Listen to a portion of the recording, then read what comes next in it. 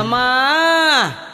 அந்த 10 அடி புத்துக்குள்ளே நாகத்தா எத்தனை நாள் இருப்பேன்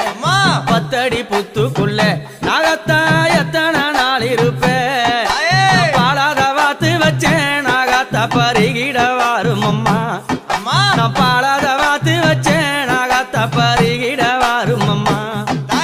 10 அடி புத்துக்குள்ளே நாகத்தா எத்தனை நாள் இருப்பேன்